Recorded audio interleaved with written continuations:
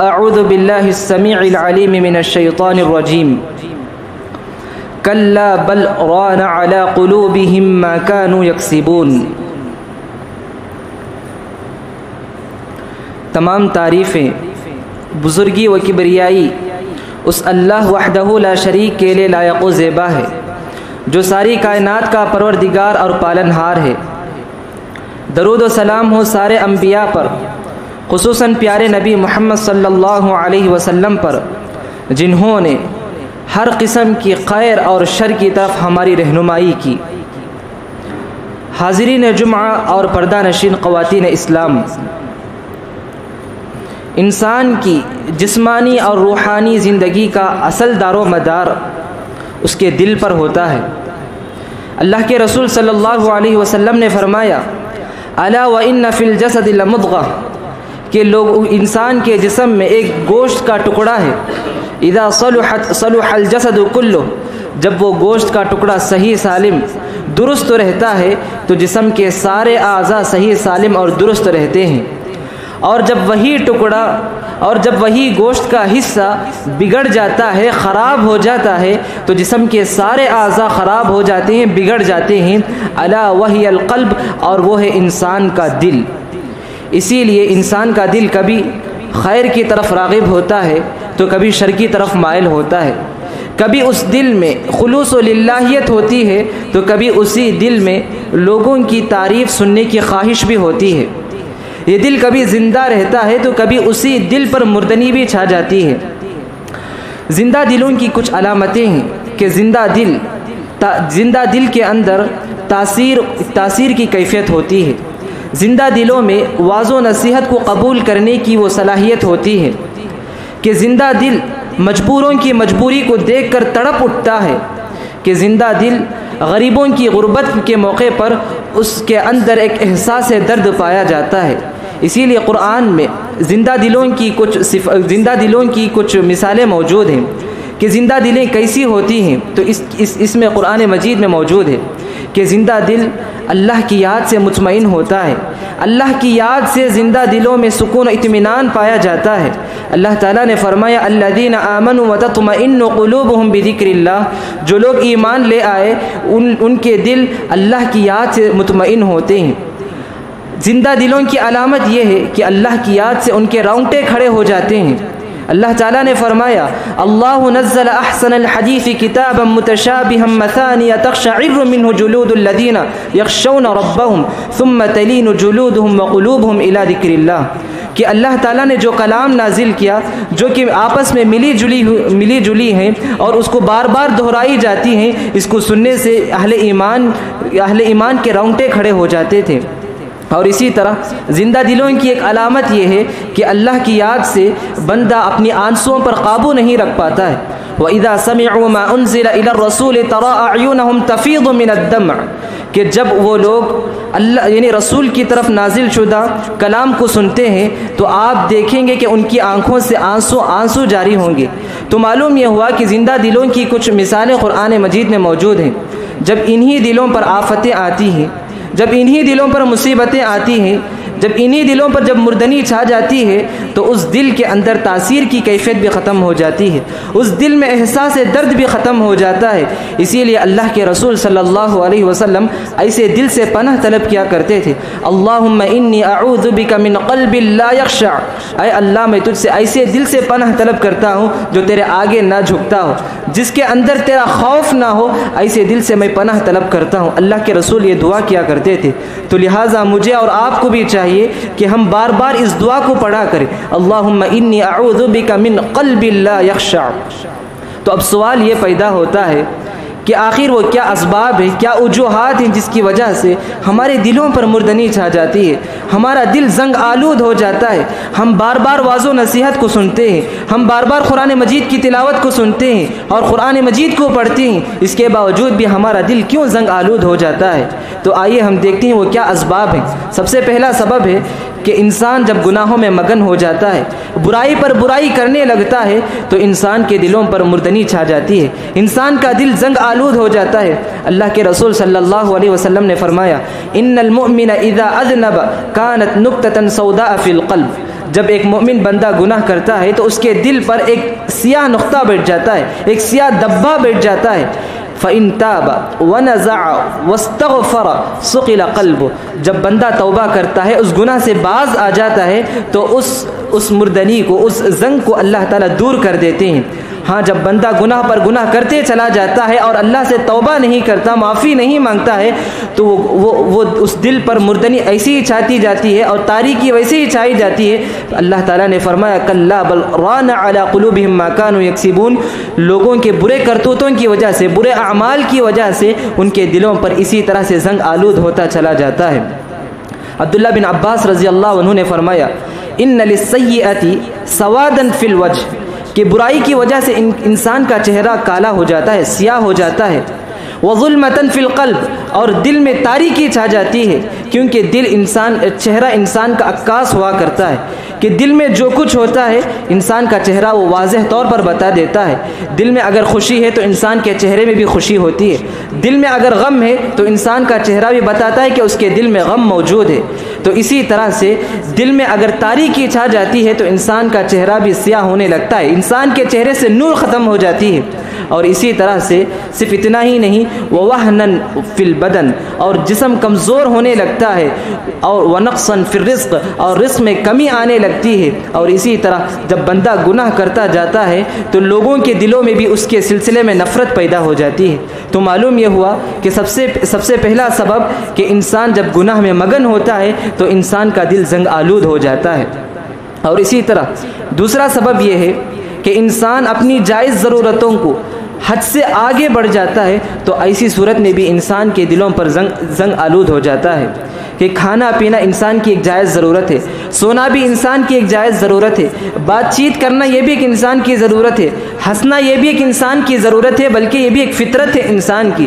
جب ان چیزوں میں انسان جب حد سے آگے بڑھ جاتا ہے تو ایسے میں دلوں پر مردنی چھا جاتی ہے۔ اللہ کے رسول صلی اللہ علیہ وسلم نے فرمایا لا تكثروا الكلام بغیر ذکر اللہ فإن كثرة الكلام بغیر ذکر اللہ قسوة للقلب، کہ تم اللہ کی یاد کے بغیر زیادہ تر بات چیت نہ کیا کرو، کیونکہ جب تم اللہ کی یاد کے علاوہ تم زیادہ بات کرو گے تو یہ تمہارے دل کی سنگ دلی کی علامت ہے۔ اور اسی طرح اللہ کے رسول نے فرمایا لا تكثر الضحك، تم زیادہ ہنسا نہ کیا کرو، فإن كثرة الضحك تميت القلوب، تم اگر زیادہ ہنسو گے تو تمہارا دل مردہ ہو جائے گا۔ اور اسی طرح جب بندہ زیادہ کھاتا ہے، زیادہ پیتا ہے اور زیادہ سوتا ہے تو ایسے میں انسان سستی کا شکار ہو جاتا ہے۔ جب انسان سست ہوگا تو فرائض و نوافل کی پابندی میں، فرائض و نوافل میں اس سے سستی ضرور ہوگی، تو ایسے میں انسان کا دل بھی مردہ ہو جاتا ہے۔ اور اسی طرح تیسرا سبب جس کی وجہ سے انسان کا دل مردہ ہو جاتا ہے وہ یہ کہ انسان اپنی سماعت و بصارت، اپنی نگاہ اور اپنی کان کی حفاظت نہ کرنے کی وجہ سے، کیونکہ انسان جو بھی انسان کے دل کو میسج یا انفارمیشن پہنچتا ہے وہ یا تو کان کے ذریعے سے پہنچتا ہے یا اپنی آنکھوں کے ذریعے سے پہنچتا ہے۔ انسان جو کچھ دیکھتا ہے، جو کچھ مشاہدہ کرتا ہے، وہ چیزیں انسان کے دل میں اترتی ہے، اور جو انسان کان سے سنتا ہے وہ چیزیں انسان کے دل میں پہنچتا ہے۔ اور انہی نعمتوں کے بارے میں اللہ تعالیٰ نے خاص کر قرآن میں کہا ان السمع والبصر والفؤاد کل اولئک کان عنہ مسئولا، یہ کان، یہ آنکھ اور یہ دل یہ ایسی ہیں کہ ان کے بارے میں کل اللہ تعالیٰ خصوصاً سوال کریں گے، کیونکہ ان نعمتوں کے بارے میں اللہ تعالیٰ نے قرآن میں بہت سارے مقامات میں کہا هو الذی جعل لکم السمع والابصار والافئدہ قلیلا ما تشکرون لعلکم تشکرون۔ تو اس طرح سے جسم کے بہت سارے اعضاء ہیں، لیکن اللہ تعالیٰ ان تین عضو کا ذکر اللہ تعالیٰ بار بار کرتے ہیں، اس لیے کہ یہ تین عضو بہت ہی عظیم عضو ہیں، یہ تین عضو۔ تو اسی لیے ہمیں چاہیے کہ آنکھ اور کان کا صحیح استعمال کریں، کہ ہم جو کچھ دیکھتے ہیں ہم ایسی چیزیں نہ دیکھیں جنہیں نہیں دیکھنا چاہیے، اور ایسی چیزیں نہ سنیں جنہیں نہیں سننا چاہیے، ورنہ یہ ہماری سنگ دلی کا سبب بن سکتے ہیں، یہ ہمارے دل میں زنگ آلود ہونے کا سبب بن سکتے ہیں۔ اور اسی طرح ایک اور سبب، چوتھا سبب جس کی وجہ سے ہمارے دلوں میں مردنی چھا جاتی ہے وہ یہ کہ ہم اللہ سے کیے ہوئے وعدوں کا پاس و لحاظ نہ رکھنے کی وجہ سے۔ ہم اللہ سے بہت سارے وعدے کرتے ہیں، ہم اللہ تعالیٰ سے بہت سارے عہد و پیمان کرتے ہیں، اگر ہم ان عہد و پیمان کا پاس و لحاظ نہیں رکھیں گے تو اللہ تعالیٰ ہمارے دلوں میں سخت دلی کو، سنگ دلی کو اللہ تعالیٰ پیدا کریں گے۔ کیا دلیل ہے؟ سورۃ المائدہ میں اللہ تعالیٰ نے بنو اسرائیل سے 4 وعدے اللہ تعالیٰ نے کیے، لئن اقمتم الصلاۃ وآتیتم الزکاۃ وآمنتم برسلی اور وعزرتموہم۔ اللہ تعالیٰ ان وعدوں کو بیان کرنے کے بعد کہتے ہیں فبما نقضهم میثاقهم لعناهم وجعلنا قلوبهم قاسیہ، کہ بنی اسرائیل نے ان وعدوں کا پاس و لحاظ نہیں کیا، جس کی وجہ سے اللہ تعالیٰ نے ان پر لعنتیں کی اور اللہ تعالیٰ نے ان کے دلوں کو سخت کر دیا۔ ہم اپنی انفرادی زندگی میں کتنے وعدے کرتے ہیں اللہ تعالیٰ سے، کتنے عہد و پیمان ہم اللہ تعالیٰ سے کرتے ہیں۔ اگر ہم اللہ تعالیٰ سے کیے ہوئے عہد و پیمان کا صحیح معنوں میں اگر ہم عہد و پیمان کا وعدہ نبھاتے ہیں تو یقیناً یہ ایک اچھے دل کی علامت ہے، یہ صحیح دل کی علامت ہے، ورنہ اللہ تعالیٰ ان دلوں کو اللہ تعالیٰ سخت دل بنا دیتے ہیں، سنگ دلی میں اللہ تعالیٰ اس کو بدل دیتے ہیں۔ تو جس طرح سے سنگ دلی کی بہت سارے اسباب ہیں، اسی طرح سے اچھے دل کے بھی بہت سارے اسباب، بہت ساری تدابیر پیارے نبی نے بیان کی۔ نرم دل کس طرح سے ہم اپنے دل کو بنائیں، ہم اپنے دل کو کس طرح سے نرم بنائیں، اس کو بھی پیارے نبی صلی اللہ علیہ وسلم نے بیان کی۔ سب سے پہلی تدبیر یہ ہے کہ ہم موت کو کثرت سے یاد کیا کریں، موت کو ہم بار بار یاد کیا کریں۔ اللہ کے رسول صلی اللہ علیہ وسلم نے فرمایا اکثروا ذکر حادم اللذات، کہ تم لذتوں کو ختم کرنے والی چیز یعنی موت کو تم بار بار یاد کیا کرو، کیونکہ جب بندہ موت کو بار بار یاد کرے گا تو اس کو یہ بات واضح ہو جائے گی کہ یہ دنیا بے ثباتی ہے، اس دنیا کی کوئی حقیقت نہیں ہے، ہم اس دنیا میں ہمیشہ رہنے کے لیے نہیں آئے ہیں۔ تو اس طرح سے ہمارا دل ہمیشہ زندہ رہے گا، ہمیشہ ہمارا دل حشاش و بشاش رہے گا کہ ہمارے دل میں نیک کام کرنے کی رغبت ضرور پیدا ہوگی، برائی سے ہمارے اندر نفرت ضرور پیدا ہوگی۔ اور اسی طرح سے دوسری تدبیر یہ ہے کہ ہم قبرستان کی زیارت کیا کریں، صرف جمعہ اور عیدین کے موقع پر ہم قبرستان نہ جایا کریں، بلکہ ہم بار بار جب بھی ہمارے دل میں سنگ دلی ہو تو ہم قبرستان کو چلے جایا کریں۔ اللہ کے رسول صلی اللہ علیہ وسلم نے فرمایا کنت نہیتکم عن زیارت القبور، میں نے تمہیں قبرستان کی زیارت کرنے سے منع کیا، فزوروها، پھر اللہ کے رسول یہ تعلیم دیتے ہیں کہ تم قبرستان کی زیارت کیا کرو، فإنها ترق القلوب، فإنها ترق القلب وتدمع العين وتذكر الآخرة۔ قبرستان کی زیارت کرنے کا 3 فائدہ ہے۔ پہلا فائدہ تو یہ ہے کہ یہ دلوں میں رقت پیدا کرتی ہے، قبرستان کی زیارت کرنے سے ہمارا دل نرم ہوتا ہے، وتدمع العين، اور اسی طرح آنکھوں سے آنسو نکل آتی ہے، اور اسی طرح وتذکر الآخرہ، قبرستان کو جانے سے ہمیں آخرت یاد آتی ہے۔ تو لہٰذا مجھے اور آپ کو چاہیے کہ ہم بار بار قبرستان کی زیارت کرنا چاہیے۔ اور اسی طرح تیسری تدبیر یہ ہے کہ ہم قرآن مجید کو غور و فکر کے ساتھ پڑھیں، تدبر کے ساتھ پڑھنے کی کوشش کریں۔ ہم میں سے بہت سارے لوگ الحمدللہ ثم الحمدللہ ہر روز قرآن مجید کو پڑھتے ہیں، قرآن مجید کو سنتے ہیں۔ ضرورت اس بات کی ہے کہ ہم قرآن مجید کو پڑھتے ہوئے غور و فکر کے ساتھ پڑھنے کی کوشش کریں۔ ہمارے پاس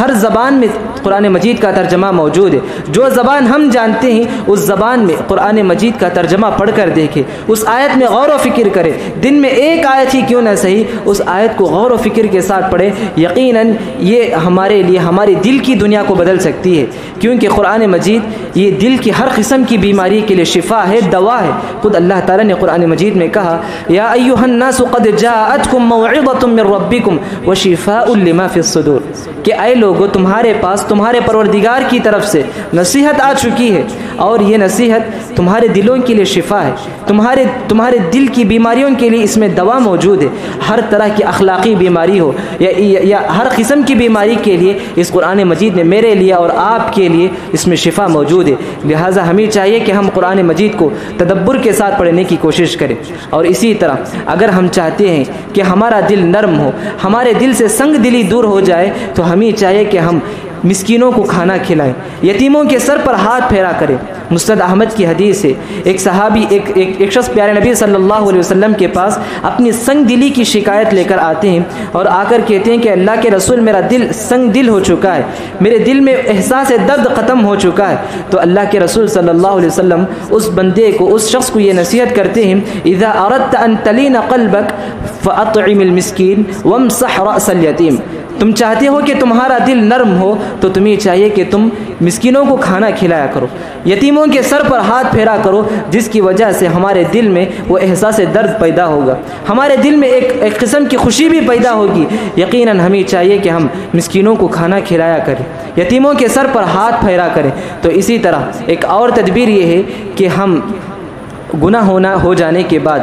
جب ہم سے غلطی ہو جائے، نافرمانی ہو جائے، معصیت ہو جائے، تو ہمیں فوراً اللہ سے معافی مانگ لینا چاہیے، فوراً اللہ تعالیٰ سے